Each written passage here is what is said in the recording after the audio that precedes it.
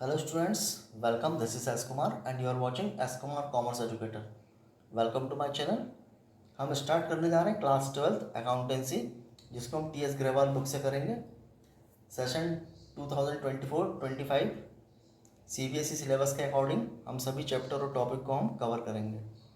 सो हम स्टार्ट करने जा रहे हैं chapter number first, accounting for partnership firm fundamentals. ज़्यादा से ज़्यादा आप चैनल को सब्सक्राइब करिए ताकि आने वाली वीडियोस की नोटिफिकेशन आपको मिलती रहे। So let's start chapter number first, accounting for partnership firm fundamentals. सबसे पहले हम स्टार्ट करते हैं meaning and definition of partnership. Partnership की मीनिंग और डेफिनेशन क्या होती है? सो partnership is defined by Indian partnership act 1932 section 4 as follows. Indian partnership act 1932 section 4 के अकॉर्डिंग पार्टनरशिप की definition, partnership is the relation between person who have agreed to share the profits of a business carried on by all or any of them acting for all. Partnership relationship होती है between two और more then person.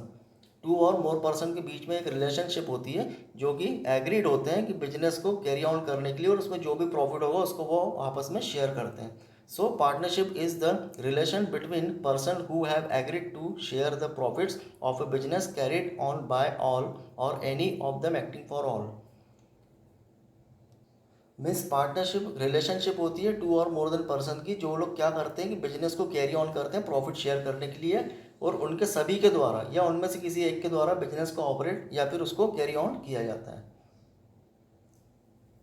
Partners firm and firm name. The person who have entered into a partnership with one another individually are called partners. जो person two और more then to person होते हैं partnership में, तो इसमें जो partners होते हैं इंडिविजुअली हम उसको पार्टनर बोलते हैं, एंड कलेक्टिवली अ फर्म, और उन सब पार्टनर्स को मिला के हम कलेक्टिवली उसको हम क्या बोलते हैं? फर्म बोलते हैं। The name under which the business is carried is called firm name. और जिस नाम से बिजनेस को कैरी ऑन किया जा रहा है उसको हम बोलते हैं फर्म नेम। मीन्स इंडिविजुअली हम उसको पार्टनर बोलेंगे, कलेक्टिवली हम उनको फर्म बोलेंगे, और जिस नाम से बिजनेस को कैरी ऑन किया जा रहा है उसको हम फर्म नेम बोलेंगे। नेक्स्ट हम पढ़ेंगे एसेंशियल फीचर्स और कैरेक्टरिस्टिक्स ऑफ पार्टनरशिप। पार्टनरशिप की विशेषताएं क्या होती है, उसकी कैरेक्टरिस्टिक्स क्या होती है? तो जैसे मैंने आपको डेफिनेशन में बताया कि पार्टनरशिप में टू और मोर पर्सन का होना जरूरी है, तभी पार्टनरशिप होती है। तो यहाँ पर पहली कैरेक्टरिस्टिक्स जो है टू और मोर पर्सन। किसी भी पार्टनरशिप बिजनेस में टू और मोर पर्सन होते हैं जिनके बीच में एक एग्रीमेंट होता है। So there must be at least two person to form a partnership and all such persons must be competent to contract। Means partnership में टू और मोर पर्सन होना जरूरी है। According to Indian contract act 1872 every person except the following is competent to contract. इनको छोड़कर यहाँ पर दो कंडीशन गिवन है, person who unsound mind and person disqualified by any law. अगर कोई पर्सन अनसाउंड माइंड का है या दिमागी रूप से सही नहीं है, या second person disqualified by law, किसी कानून मतलब कानून के द्वारा अगर कोई पर्सन डिस्क्वालीफाई है, तो इस प्रकार के व्यक्ति कॉन्ट्रैक्ट में या पार्टनरशिप में एलिजिबल नहीं होते हैं। बाकी इनको छोड़कर जो अदर पर्सन कॉन्ट्रैक्ट में एलिजिबल हो सकते हैं और उनके द्वारा कोई पार्टनरशिप फर्म को कैरी ऑन किया जा सकता है कॉन्ट्रैक्ट के द्वारा। सेकंड कैरेक्टरिस्टिक्स है agreement. Partnership comes into existence by an agreement, either written or oral. It is the basis of relationship among partners which may be for a particular ventures for a period or at will. The written agreement among the partners is known as partnership deed। Means जो partners होते हैं उनके बीच में agreement होता है, उनके बीच में contract होता है, एग्रीमेंट होता है, जो कि रिटर्न भी हो सकता है और ओरल भी हो सकता है। ये उनकी रिलेशनशिप पे डिपेंड करता है कि उनकी आपस में रिलेशनशिप कैसी है। सो एग्रीमेंट जो होता है वो रिटर्न भी हो सकता है, ओरल भी होता है, लेकिन रिटर्न एग्रीमेंट को बेटर माना जाता है कि फ्यूचर में अगर कोई डिस्प्यूट होता है तो रिटर्न एग्रीमेंट से उसको हम सॉल्व आउट कर सकते हैं। रिटर्न एग्रीमेंट को हम लोग बोलते हैं पार्टनरशिप डीड। सो जो पार्टनर्स होते हैं उनके बीच में एक एग्रीमेंट होता है बिजनेस को कैरी ऑन करने के लिए, एग्रीमेंट, रिटर्न एग्रीमेंट, जिसको हम क्या बोलते हैं? Partnership deed. ये पार्टनरशिप डीड रिटर्न भी हो सकती है, ओरल भी हो सकती है, लेकिन रिटर्न को बेटर माना जाता है। Next, third, business. A partnership is established for a business. Partnership हमेशा काय के लिए होती है कि लीगल बिजनेस के लिए होती है, जो कानूनी रूप से सही हो। ऐसे बिजनेस के लिए ही पार्टनरशिप होती है। अगर कोई बिजनेस इलीगल है तो उसके लिए वो पार्टनरशिप बिजनेस नहीं माना जाता। इसलिए थर्ड उसकी कैरेक्टरिस्टिक्स होती है कि जो लीगल बिजनेस है उसी के लिए पार्टनरशिप होती है। Fourth, profit sharing. अब जब बिजनेस होगा तो उसमें प्रॉफिट भी होगा, लॉस भी हो सकता है, तो जो भी प्रॉफिट और लॉस होगा वो पार्टनर्स में डिस्ट्रीब्यूट होगा। So profit sharing, the agreement between among the partners should be to share profits and losses of the business. जो भी प्रॉफिट एंड लॉस होगा बिजनेस में उसको क्या किया जाता है, पार्टनर्स में शेयर किया जाता है। उनका जो भी एग्रीड रेशियो है उसमें प्रॉफिट और लॉस को शेयर किया जाता है। Fifth, business can be carried on by all or any of the partners acting for all. Business उनमें से किसी एक पार्टनर के द्वारा या फिर सभी के द्वारा कैरी ऑन किया जा सकता है। उसके मैनेजमेंट में पार्टिसिपेंट या तो किसी एक के द्वारा या सभी के द्वारा उसको कैरी ऑन किया जा सकता है। सो ये हमने पढ़ी है कैरेक्टरिस्टिक्स ऑफ पार्टनरशिप। नेक्स्ट हम पढ़ेंगे राइट्स ऑफ पार्टनर्स। पार्टनर्स के क्या क्या राइट्स होते हैं। So first, every partner has the right to participate in the management of the business. Business के मैनेजमेंट में सभी पार्टनर्स को पार्टिसिपेट करने का राइट होता है। Second, every partner has the right to be consulted about the business matters. Business के जो भी मैटर होते हैं उसमें सभी पार्टनर्स को पूरा राइट होता है कि वो उसमें कंसल्ट कर सकते हैं। Third, every partner has the right to inspect the book of account and have a copy of it. जो भी बिजनेस की अकाउंट बुक होती है, जो भी अकाउंट होता है उसको पूरे पार्टनर्स को उनको देखने का राइट भी होता है और उसकी कॉपी लेने का राइट भी उनको होता है। वो समय समय पर जब भी उनकी रिक्वायरमेंट हो तो वो अकाउंट की बुक देख सकते हैं। जो भी अकाउंटिंग होती है उसको वो इंस्पेक्ट कर सकते हैं, उसका इंस्पेक्शन वो कर सकते हैं। Fourth, every partner has the right to share profit and losses in the agreed ratio. Business का जो भी प्रॉफिट लॉस होता है वो उनको उसमें जो भी एग्रीड रेशियो है उस रेशियो के अकॉर्डिंग प्रॉफिट और लॉस को वो शेयर करने का उनको राइट होता है। Next, in case profit sharing ratio is not agreed, profit and losses are share equally as is provided in the partnership act 1932। 1932 partnership act 1932 के अकॉर्डिंग, अगर जैसे मैंने आपको ऊपर पॉइंट में समझाया था कि एग्रीमेंट रिटर्न भी हो सकता है, ओरल भी हो सकता है। तो रिटर्न अगर होता है तो उसमें पूरी टर्म्स और कंडीशन लिखी जाती है, और अगर रिटर्न एग्रीमेंट नहीं है, ओरल है, तो उस कंडीशन में पार्टनरशिप एक्ट 1932 के रूल्स एप्लीकेबल होते हैं। और उसमें जो भी प्रॉफिट एंड लॉस होता है उस कंडीशन में, तो पार्टनर्स उसको इक्वली शेयर करते हैं। Next, if a partner has advance loan, he has the right to receive interest thereon at an agreed rate of interest. In case the rate of interest is not agreed, interest is paid at the rate provided in the Indian Partnership Act 1932, which is 6% per annum. जैसे मैंने आपको ऊपर बताया कि agreement return भी होता है, oral भी होता है। अगर रिटर्न एग्रीमेंट है तो ठीक है, अगर उसमें टर्म और कंडीशन लिखी जाती है कि कितना इंटरेस्ट देना। अगर किसी पार्टनर ने फर्म को लोन दिया है तो फर्म उसको कितना इंटरेस्ट से उसको इंटरेस्ट पे करेगी। तो रिटर्न एग्रीमेंट अगर होता तो उसमें लिखा जाता है। लेकिन अगर रिटर्न एग्रीमेंट नहीं है, उसकी अब्सेंस है, तो उस कंडीशन में अगर कोई पार्टनर फर्म को लोन देता है तो फर्म उसको 6% पर एनम के हिसाब से उसको इंटरेस्ट पे करती है। किसके अकॉर्डिंग? इंडियन पार्टनरशिप एक्ट 1932 के अकॉर्डिंग जब कोई पार्टनर फर्म को लोन देता है तो फर्म उसको 6% पर एनम के हिसाब से इंटरेस्ट पे करती है। कब? जब पार्टनरशिप डीड अब्सेंस होती है तब। सो ये हमने पढ़े राइट्स ऑफ पार्टनर्स। नेक्स्ट हम पढ़ेंगे partnership deed. Next partnership deed. So partnership deed, जैसा मैंने आपको प्रीवियस भी एक्सप्लेन किया कि पार्टनरशिप डीड क्या होता है, रिटर्न एग्रीमेंट होता है। सो एग्रीमेंट आइदर ओरल और रिटर्न, जो एग्रीमेंट होता है ओरल भी हो सकता है, रिटर्न भी हो सकता है, is the basis of partnership. It is always better to have written agreement. पर जैसे मैंने आपको प्रीवियस पॉइंट में भी समझाया था कि रिटर्न एग्रीमेंट भी हो सकता है और ओरल एग्रीमेंट भी हो सकता है। ये डिपेंड करता है कि पार्टनरशिप के उनके आपस में रिलेशन कैसे हैं। तो रिटर्न एग्रीमेंट भी हो सकता है, ओरल भी हो सकता है, लेकिन रिटर्न को ज़्यादा बेटर माना जाता है क्योंकि रिटर्न का एविडेंस होता है और फ्यूचर में कोई डिस्प्यूट होता है तो उसको सॉल्व आउट किया जा सकता है। So it is always better to have written agreement to avoid any dispute. The written document known as partnership deed, जो रिटर्न डॉक्यूमेंट होता है जिसमें टर्म्स और कंडीशन लिखी जाती है, जो एग्रीमेंट होता है, उस रिटर्न डॉक्यूमेंट को क्या बोलते हैं? पार्टनरशिप डीड कहा जाता है। Details The terms and condition of partnership, it is the legal document signed by all the partners and normally has clauses on the following. उसमें कौन कौन से clauses लिखे जाते हैं, जो पार्टनरशिप डीड होती है उसमें कौन कौन सी टर्म्स और कंडीशन जनरली लिखी जाती है वो यहाँ पर गिवन है. Description of partners, name, description and address of the partner. यहाँ पर क्लियर मेंशन हो रहा है कि जितने भी पार्टनर्स हैं उनका नेम, उनका डिस्क्रिप्शन, एड्रेस वहाँ पर मेंशन किया जाता है. Description of the firm, name, address, firm का नाम क्या है, उसका एड्रेस क्या है. Principal place of business, business का जो मेन हेड ऑफिस है, address of the principal place of business, business का जो प्रिंसिपल प्लेस है, जो हेड ऑफिस है, उसका address. Nature of business, business किस प्रकार का है, उसका नेचर क्या है, nature of business that the firm shawl carry on, जिसके लिए आपकी फर्म को कैरी ऑन किया जा रहा है वो बिजनेस का नेचर किस प्रकार का है. कमेंसमेंट ऑफ पार्टनरशिप, पार्टनरशिप की शुरुआत किस डेट से हुई है, date of commencement of partnership, partnership जो शुरुआत हुई उसकी डेट, किस डेट से पार्टनरशिप स्टार्ट हुई है. कैपिटल कॉन्ट्रीब्यूशन, पार्टनर ने कितनी कितनी कैपिटल लगाई है.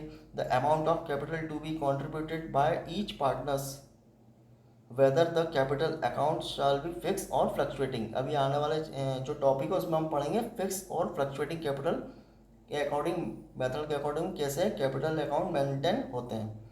नेक्स्ट है interest on capital. Rate of interest is allowed on capital. अगर जो पार्टनर ने कैपिटल लगाई है उस पर उसको किस रेट ऑफ इंटरेस्ट से उसको इंटरेस्ट पे करना है, ये भी पार्टनरशिप डीड में लिखा जाता है. इंटरेस्ट ऑन ड्रॉइंग, अगर किसी पार्टनर ने फर्म से पर्सनल यूज़ के लिए कैश विड्रॉ किया है तो पार्टनर फर्म को किस रेट ऑफ इंटरेस्ट से इंटरेस्ट पे करेगा. Rate of interest if to be charge on drawing. Next profit sharing ratio, business में जो भी प्रॉफिट होगा, जो लॉस होगा, उसको किस शेयर में वो लोग डिस्ट्रीब्यूट करेंगे. रेशियो इन विच प्रॉफिट और losses are to be shared by the partners, partners के द्वारा जो भी प्रॉफिट लॉस होगा वो किस शेयर में उसको डिस्ट्रीब्यूट किया जाएगा. Interest on loan, rate of interest on loan by a partner to firm and interest on loan to a partner by the firm. Firm को पार्टनर लोन दे भी सकता है और पार्टनर फर्म से लोन ले भी सकता है, तो दोनों कंडीशन में उसको कितना इंटरेस्ट पे करना है ये भी उसमें कंडीशन में, टर्म्स और कंडीशन में, एग्रीमेंट में लिखा जाता है. तो इसके ये बहुत सारे क्लॉजेज हैं जिसमें से मेन मैंने आपको एक्सप्लेन कर दिए हैं. तो इसमें जनरली पार्टनरशिप डीड में ये क्लॉजेज हैं जिनको कि एग्रीमेंट को, टर्म्स और कंडीशन को उसमें मेंशन किया जाता है. नेक्स्ट हम पढ़ रहे हैं, बहुत ही मोस्ट इंपॉर्टेंट है, इसको ध्यान से आपको इसके रूल्स याद करने पड़ेंगे. नेक्स्ट हमारा टॉपिक है provision affecting accounting treatment in the absence of partnership deed. मैंने आपको जैसे कि ऊपर भी पॉइंट में बताया था कि पार्टनरशिप डीड रिटर्न भी हो सकती है, ओरल भी हो सकती है. तो रिटर्न को बेस्ट माना जाता है, पर कभी कभी नहीं होती रिटर्न एग्रीमेंट, ये डिपेंड करता है पार्टनर्स के रिलेशन पे. तो कभी कभी ये पार्टनरशिप डीड अब्सेंस भी होती है, ओरल भी हो सकती है. तो उस कंडीशन में अगर कोई डिस्प्यूट होता है, फ्यूचर में अगर कोई डिस्प्यूट हुआ तो उसको कैसे सॉल्व आउट करेंगे. तो उसको सॉल्व आउट करने के लिए यहाँ पर कि जब treatment in the absence of partnership deed, जब पार्टनरशिप डीड की एब्सेंस होती है तो उस कंडीशन में क्या किया जाता है. So in the absence of partnership deed or where is does not have a clauses in respect of the following matters, the provision of the Indian partnership act 1932 apply. जब पार्टनरशिप डीड की absence होती है उस condition में Indian partnership act 1932 के according ये rules applicable होते हैं. कौन कौन से रूल्स हैं.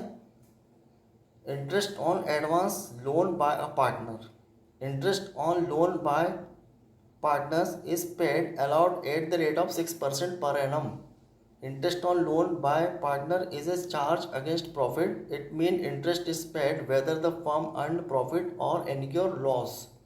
अगर किसी पार्टनर ने फर्म को लोन दिया है और पार्टनरशिप डीड अब्सेंस है तो उस कंडीशन में फर्म पार्टनर को 6% पर एनम के हिसाब से इंटरेस्ट पे करती है. और यहाँ पर गिवन है कि interest on loan by partner is a charge. इसका मीनिंग ये होता है कि against profit. Charge against profit का मीनिंग होता है फर्म को प्रॉफिट हो या लॉस हो, दोनों कंडीशन में पार्टनर्स को at the rate of 6% per annum के हिसाब से इंटरेस्ट पे करना पड़ता है अगर किसी पार्टनर ने फर्म को लोन दिया है तो. Sharing of profit loss, profit and loss कैसे शेयर किया जाता है. Profit losses are share equally by the partner. जो भी प्रॉफिट और लॉस होगा बिजनेस में उसको इक्वली शेयर किया जाएगा. Next interest on capital. Interest on capital is not paid to partner. अगर पार्टनरशिप डीड एब्सेंस है तो उस कंडीशन में पार्टनर्स की कैपिटल पे उसको कोई भी इंटरेस्ट अलाउ नहीं किया जाएगा। Next, interest on drawing. Interest on drawing is not charge from partners. Partners से इंटरेस्ट ऑन ड्राइंग, जो उसने ड्राइंग करी उससे कोई भी उससे इंटरेस्ट चार्ज नहीं किया जाएगा। Remuneration to partners. Remuneration, salary, commission etcetera is not paid allowed to any partner. किसी भी पार्टनर को किसी प्रकार की रेम्यूनरेशन, सैलरी और कमीशन नहीं दिया जाएगा।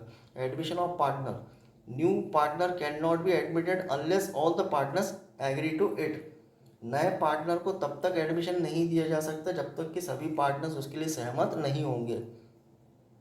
तो यहाँ पे ये कुछ रूल्स गिवन है, ये कब एप्लीकेबल होते हैं, जब पार्टनरशिप डीड की एब्सेंस होती है तब। Provision of the Indian partnership act 1932 के अकॉर्डिंग ये रूल एप्लीकेबल होते हैं जब पार्टनरशिप डीड की एब्सेंस होती है उस कंडीशन में। नेक्स्ट हम पढ़ेंगे difference between charge against profit and appropriation of profit. इसको थोड़ा आपको ध्यान से समझना पड़ेगा। Difference between charge against profit and appropriation of profit. पढ़ते हैं हम इसको। Charge against profit, it is an expense has deducted from revenue to determine net profit और net loss for the year. Net profit और net loss को calculate करने के लिए हमको चार्ज अगेंस्ट प्रॉफिट, ये जो चार्ज होते हैं इसको हमको क्या करना पड़ता है, नेट प्रॉफिट और नेट लॉस को कैलकुलेट करने के लिए, पता करने के लिए हमको इसका ट्रीटमेंट करना पड़ता है। Charge against profit, it is N expenses, ये एक्सपेंसेस होते हैं, हैज डिडक्टेड फ्रॉम रेवेन्यू, और रेवेन्यू से इसको क्या किया जाता है, माइनस किया जाता है, जिससे कि नेट प्रॉफिट और नेट लॉस को कैलकुलेट करें। क्योंकि जब हम अभी आगे पढ़ेंगे कि जो पार्टनर्स में प्रॉफिट और लॉस शेयर होता है तो उसके लिए हम लोग को क्या बनाना पड़ता है, पार्टनरशिप फर्म में हमको जो प्रॉफिट और लॉस हम लोग पार्टनर्स में शेयर करते हैं उसके लिए हमको profit and loss appropriation account हमको बनाना पड़ता है।